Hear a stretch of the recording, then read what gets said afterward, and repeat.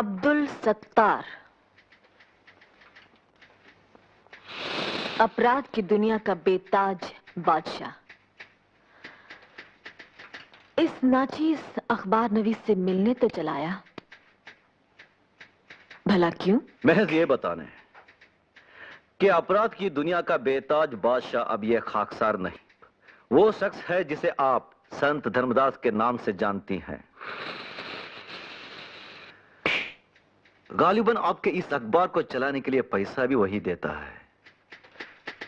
आपको यकीन ना आ रहा हो तो इस फाइल को पढ़िए, इसमें उसका सारा कच्चा चिट्ठा है।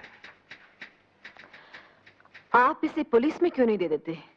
इसलिए मोहतरमा कि पुलिस वाले अब सिर्फ उन्हीं मामलों की छानबीन करते हैं जो आपके अखबार में उछाले गए हों। अच्छा, ये आपसे किसने कह दिया? इंस्पेक्टर आशुतोष ने। मैं कागजात उन्हें दिखाकर ही आ रहा हूं। मेहरबानी करके आप इन्हें छाप दीजिए। हम आप जैसे स्मगलर और दलाल को एक शरीफ आदमी पर कीचड़ उछालने का मौका नहीं दे सकते। स्मगलर कौन नहीं है मोहतरमा? आपके मालिक पुरुषोत्तम तो ख्यालात तक बाहर से ला रहे हैं, हिटलर के। और दलाली तो आज का सबसे ज्यादा पसंदीदा पेशा है। कोई जिस्मों की दलाली कर रहा है तो कोई जिन्सों की। लीडरान अपनी कौम को बेच खा रहे हैं और अखबार नवीस अपने कलम को। मगर हमने अपना कलम नहीं बेचा है। तो क्या आपने धर्मदास की दुकान जमाने और मेरी दुकान उखाड़ने के लिए ये सब मुफ्त में छाप दिया है? इंसान कोई भी काम तभी करता है जब उसे कुछ मिल रहा हो या मिल सकने की उम्मीद हो। माँ बाप तक बच्चे की परवरिश इस उम्मीद में करते हैं कि बुढ़ापे में वो उन्हें सहारा देगा।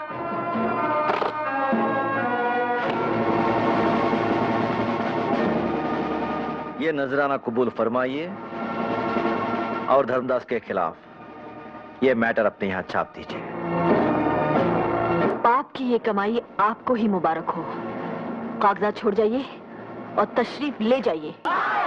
पुलिस नामर्दी, गुंडागर्दी, पुलिस नामर्दी। ये हाय हाय कर बंद कर दो, हमको हमारा ड्यूटी करने दो। ड्यूटी? ड्यूटी किस चिड़िया का नाम है आपको पता भी है? मुझसे पूछिए मैडम, मुझसे। सलाम कर बे। ड्यूटी उस चिड़िया का नाम है जो अंडे नहीं देती, उसे मार कर खा जाने में ही अक्लमंदी है। जानकार लोग कहते हैं उसका मांस सही तब पकता है जब घूस के घी में भूना जाए। भूना लगता है घूस का घी खा खाकर बहुत चर्बी चढ़ गई आपकी आंखों में। क्या हम जान सकती हैं कि आपकी वो मर्दानगी कहां गई जो फतेह को हवालात में लापटकने वाली थी? मैडम, मेरी मर्दानगी कानून की नामर्दी से घबराकर खुदकुशी करने चली गई। कानून से फतेह को बाइज्जत जमानत मिली और मुझे फटकार सुनाकर बेइज्जत किया गया। लेकिन क्यों? क्यों? क्योंकि फतेह कंगला टोला का नेता है। नेता नहीं, दादा है। नेतागिरी का झंडा अपने यहां दादागिरी के डंडे पर ही लहराता है। झंडा आसमान पे लहराता है और डंडा जाने दीजिए। यहाँ हमने औरतों के लिए डॉक्टरी और कानूनी सलाह देने का इंतजाम किया है। आइए।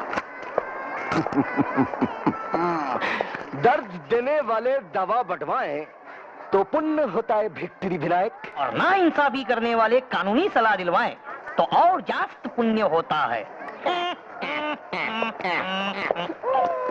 जो औरतें पहले समाज के हाथों मजबूर थीं, हमने उनके लिए इज्जत से जीने के नए रास्ते खोले हैं और उन्हें खोलने के वास्ते पैसे किस धर्मात्मा ने दिए हैं? जो इधर में पहले चकला खोले थे।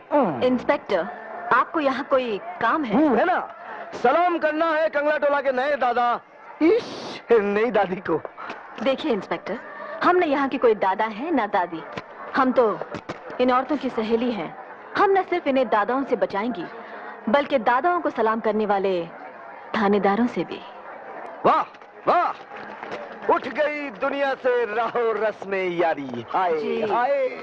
आपने कुछ कहा? जी हाँ, कह रहा था कि आप भी एक मोहरा बन गई हैं। किसी की राजनीतिक शतरंज का। अरे मैडम मैडम मैडम मैडम, एक तो शेर सुनती जाइए। जी धन्यवाद, हमें आपसे कोई शेर वेद नहीं। अरे शेर नहीं तो गधा सुन लीजिए अपने पुरुषोत्तम जी के स्वच्छ प्रशासन के बारे में।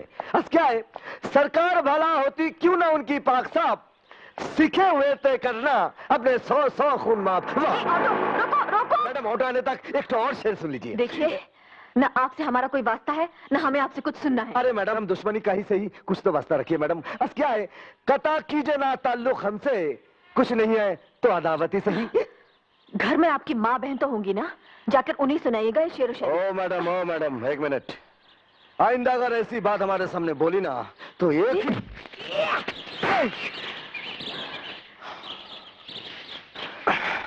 शायद आप भूल गए कि हम ब्लैक बेल्ट हैं। मैडम, मैं शायद आपको बताना भूल गया कि मैं भी ब्लैक बेल्ट रह चुका हूँ।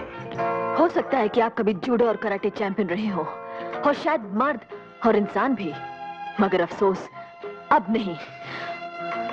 मर्द तो मैं हूं ही, और बदतमीजी बर्दाश्त नहीं करता।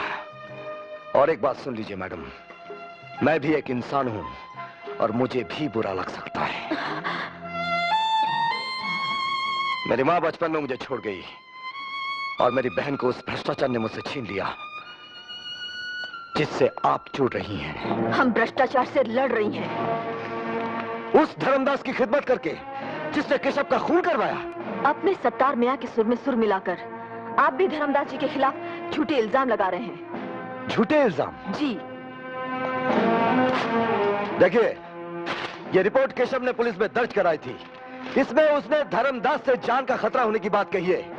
अगर ये कागजात फाइल से ठीक समय पर ना निकाले होते तो जोरावर सिंह कब का इन्हें फाड़ चुका होता। मैडम, कभी मुझसे धर्मदास के बारे में तहकीकात कराइए, फिर देखिए आपके सच के आश्रम में कितना पाप का घड़ा मिलता है।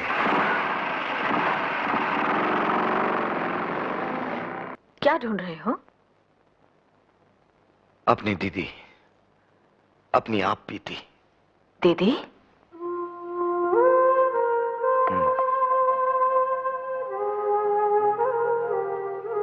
दीपाली दीदी, मेरी बड़ी बहन, जिन्होंने मुझे पाला पोसा, शहर के हॉस्टल में रखकर पढ़ाया लिखाया।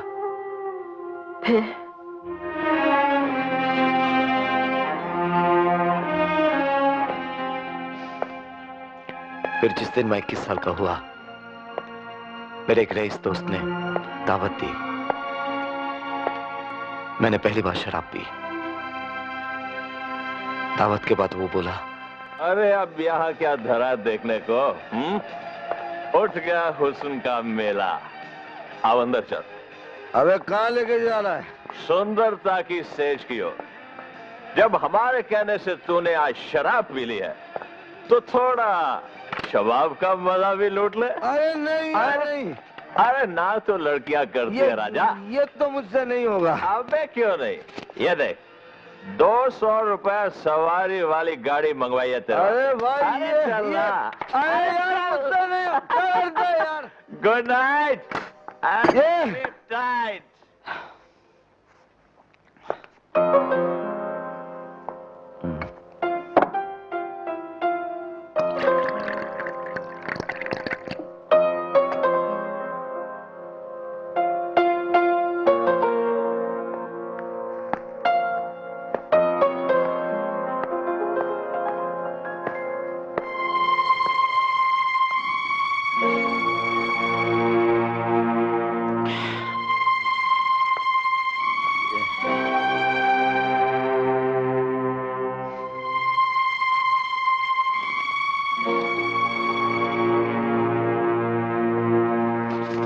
ये रख लीजिए।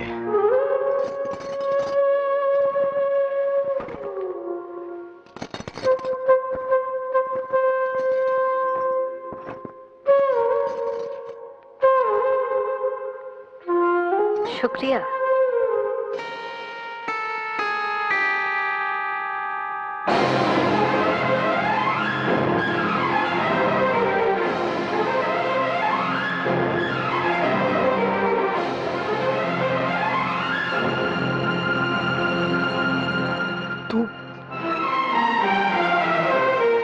कहाँ जा रही है?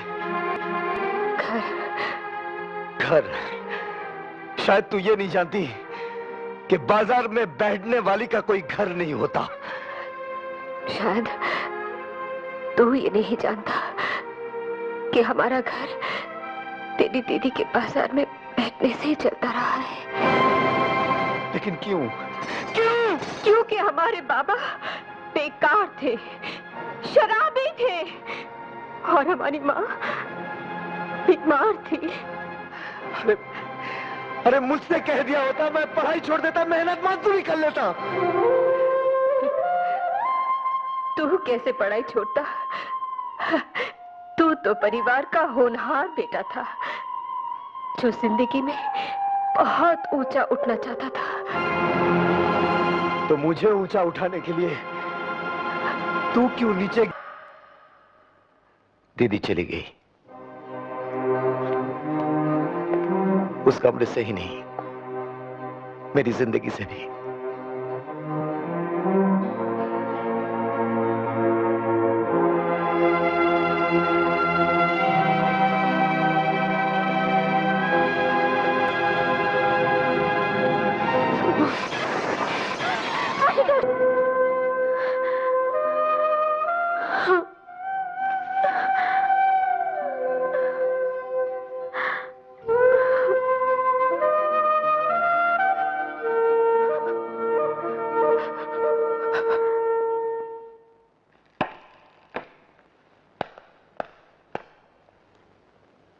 मैं गीता की सौगंध खाकर कहता हूं कि जो कुछ कहूंगा सच कहूंगा और सच के सिवा कुछ नहीं कहूंगा।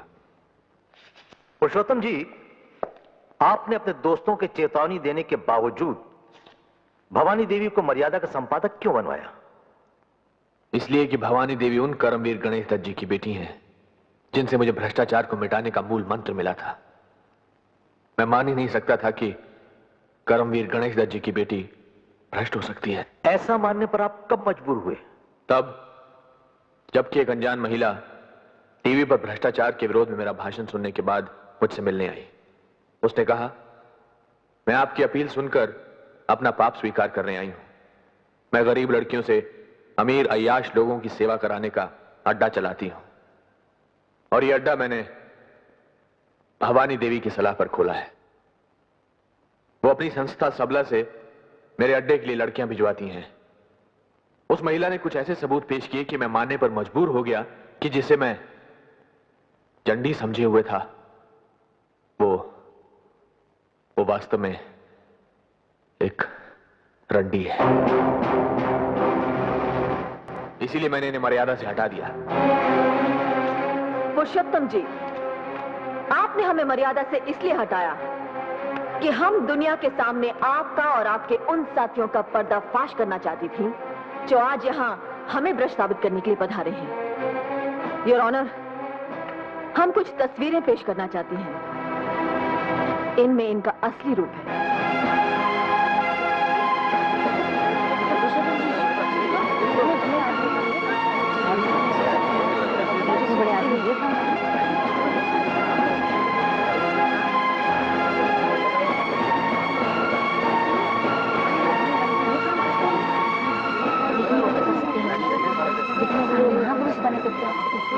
ऑर्डर। भवानी देवी, आप अदालत में इस तरह का नाटक नहीं कर सकती। हम नाटक कर नहीं रही योर ऑनर, देख रही हैं बहुत देर से। योर ऑनर, मुलजिमा ने मानहानि दर मानहानि करते हुए यहां पुरुषोत्तम जी की जो जाली तस्वीरें बंटवाई हैं, उनके बारे में हम किसी जानकार की गवाही करवाने के लिए वक्त चाहते हैं और उसी सुनवाई में हम भवानी देवी की बिजनेस पार्टनर दीपाली दास को भी पेश करेंगे।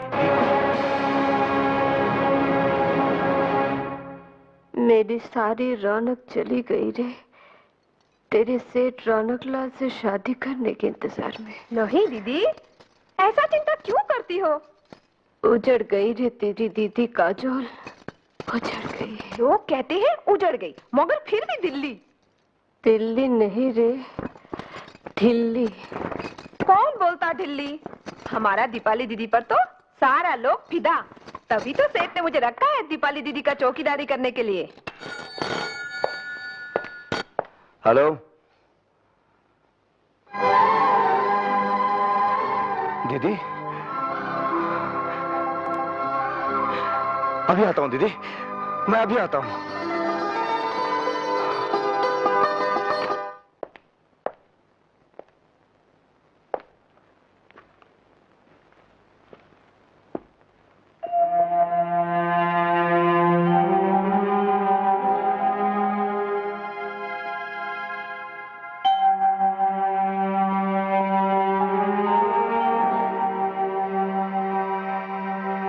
दीदी,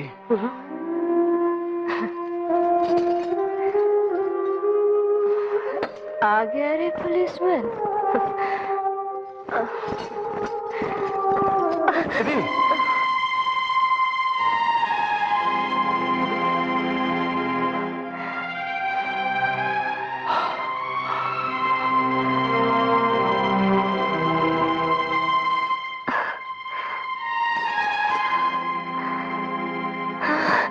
दीदी, चाटा खाकर भी नहीं सुधरी। दीदी, बैठ जा। नहीं सुधरी रे।